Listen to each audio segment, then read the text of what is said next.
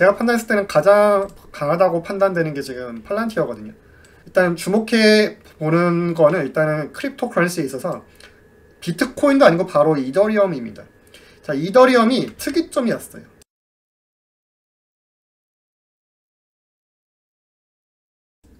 네, 미국 주식 머니테라피입니다. 요새 주식시장이 많이 변동성도 되게 크고 난이도가 굉장히 높은 장인데 지금 제가 보기에는 좀 특이점이 왔다고 판단을 해서 오랜만에 방송을 켰고요.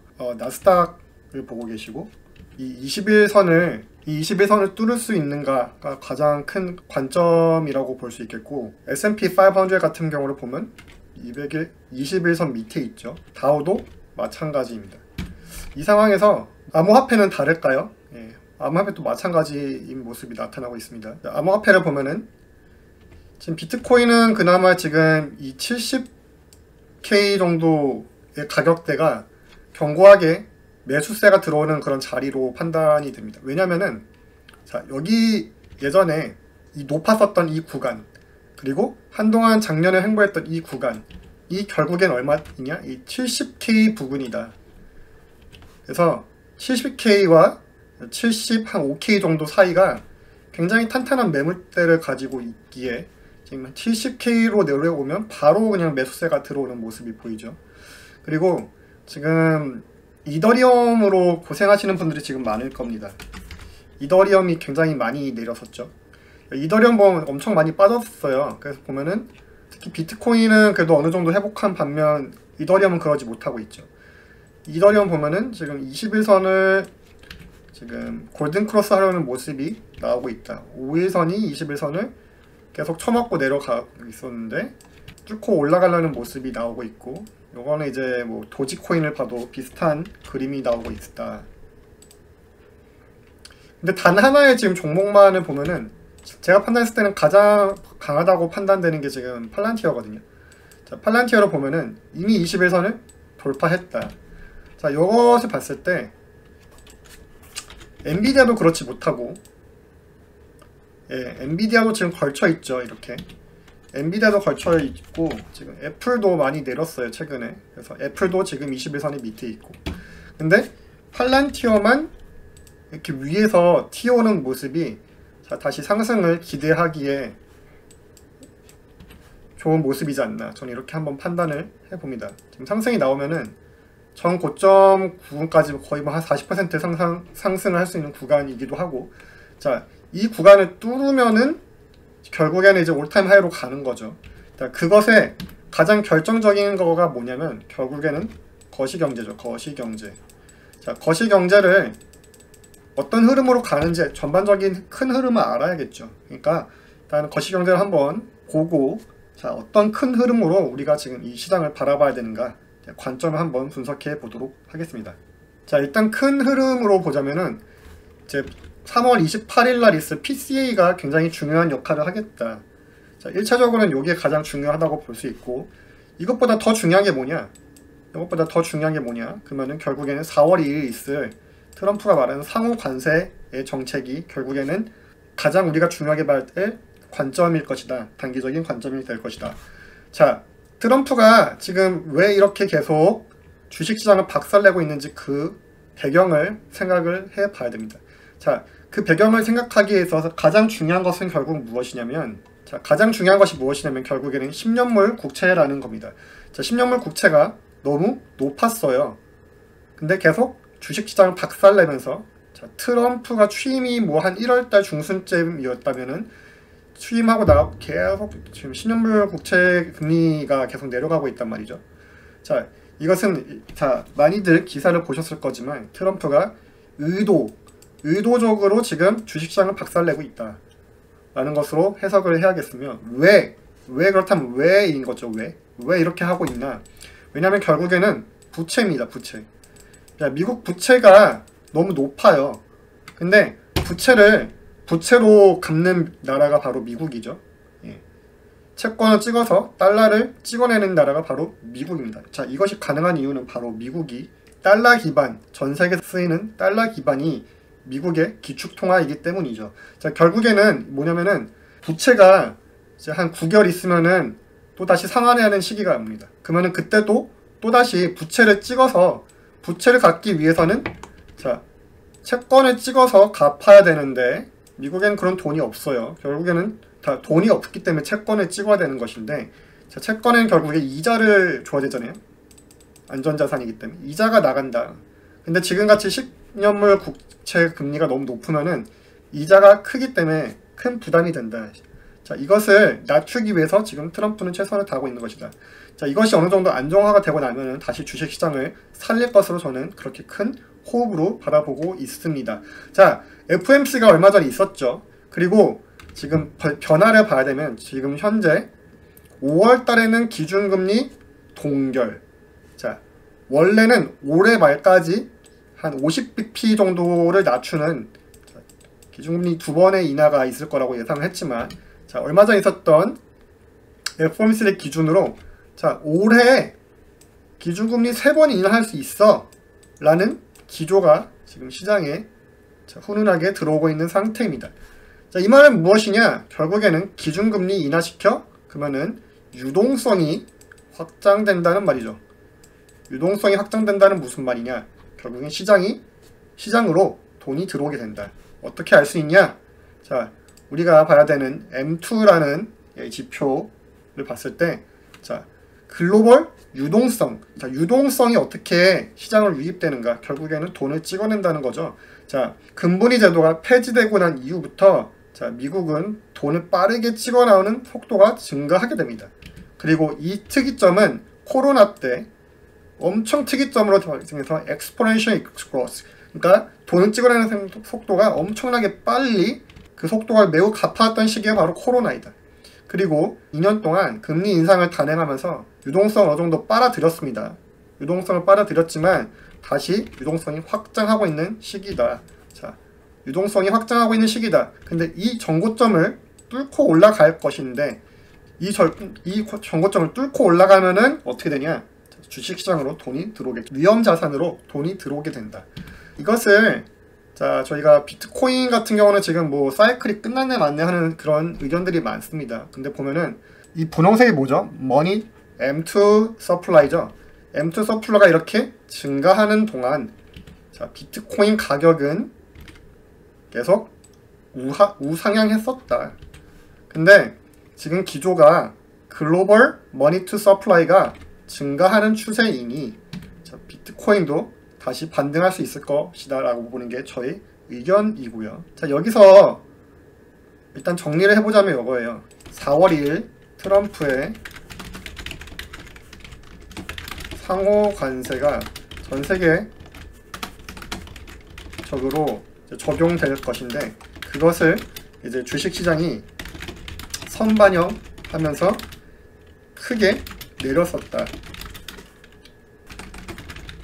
이제 4월 2일 상호 관세가 막상 시작되면 악재는 이제 소멸이라고 볼 수 있을 겁니다. 물론 전 세계적으로 미국과 이 관세라는 협상을 오랜 시간 롱텀으로 협상해 나갈 가능성이 있습니다. 그것은 국가별로 다르겠죠. 자, 이렇듯 이제 트럼프가 상호 관세를 시작하게 되면은 이제 악재 소멸이라는 뉴스를 반영시키면서 오를 가능성이 더 높다고 생각을 하고 있습니다. 자, 그거와 더불어 자, 금리 인하가 올해 3번 진행되게 되면 자, 이것은 뭐죠? 호재죠. 결국은 호재이다. 그러면은 결국엔 뭐냐? 주식시장 같은 위험 자산으로 돈이 들어올 수 있다 이거죠. 자, 이것이 주식시장만 그럴까요? 아니요. 비트코인 마찬가지입니다. 라고 생각하고요. 자, 비트코인에 관해서는 또 이것뿐만 아니고 이제 전략적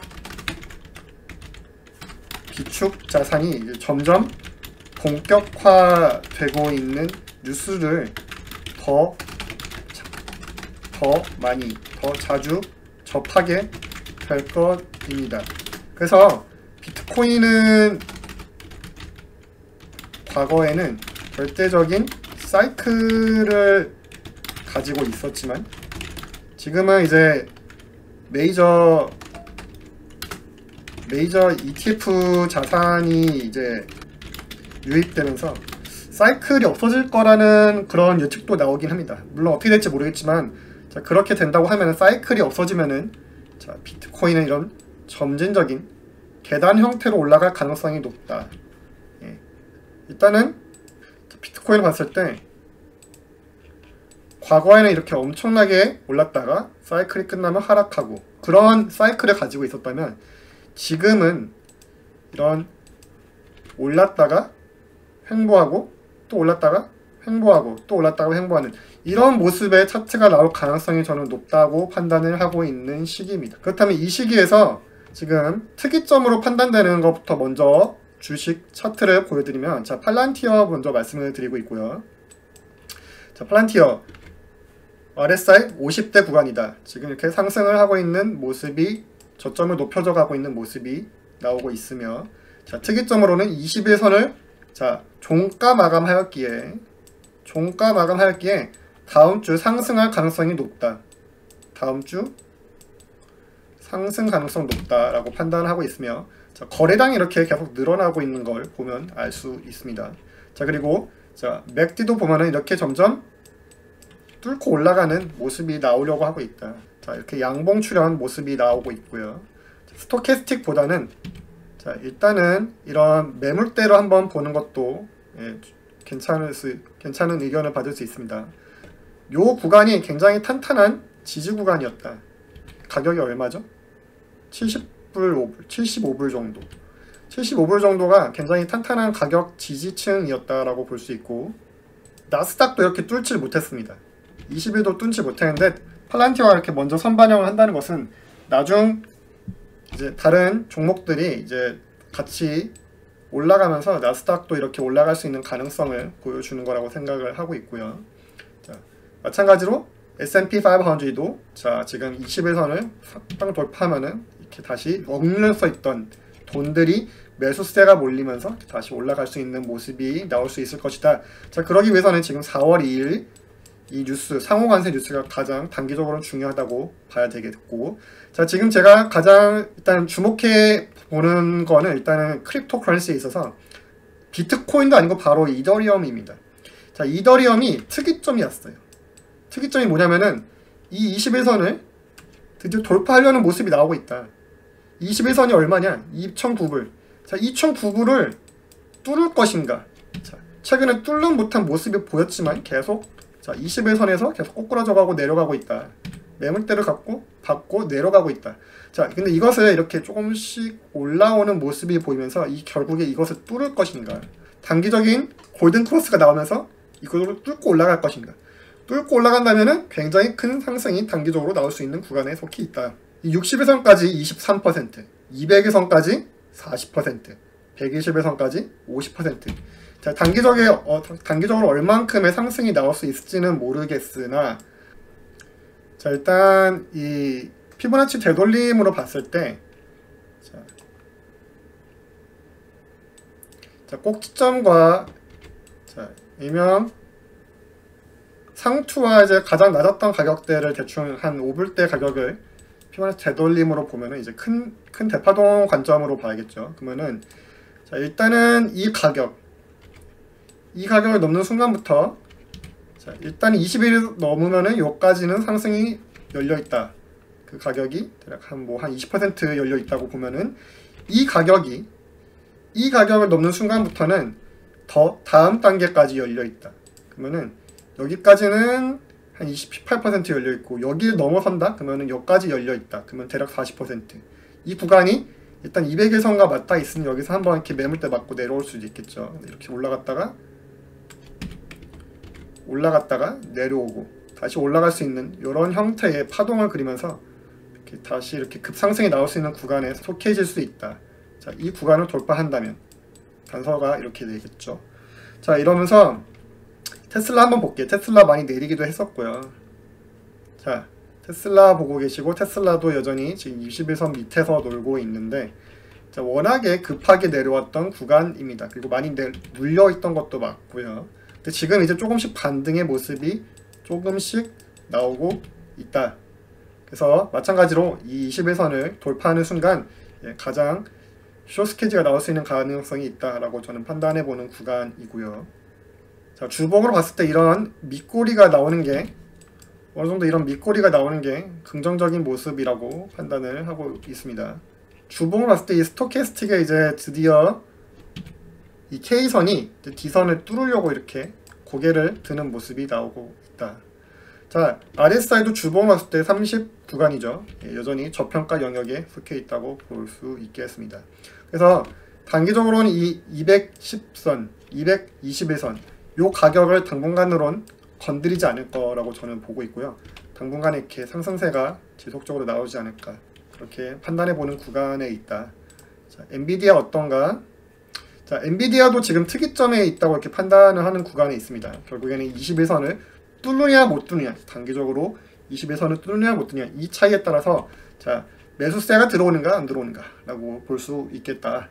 자, 라고 저의 생각을 말씀 전해드리면서 오늘 방송 여기까지 하도록 하겠습니다. 슈퍼땡스 후원해주셔서 감사드리고요. 아울러 슈퍼땡스 후원해주시는 선생님들께는 요청 종목, 차트 분석, 우선 분석권으로 혜택을 드리고자 함을 공지드립니다. 제 영상이 도움이 되신 분들은 좋아요와 구독 그리고 영상 알람 설정까지 눌러주시면 다음 영상 제작에 큰 힘이 됩니다. 그리고 영상 시청하시다가 궁금한 점이 있으신 분들은 댓글창에 글 남겨주시면 확인하고 답변 드리도록 하겠습니다. 자, 그러면 오늘도 영상 봐주셔서 감사드리고 다음에도 좋은 영상으로 돌아오도록 하겠습니다. 감사합니다.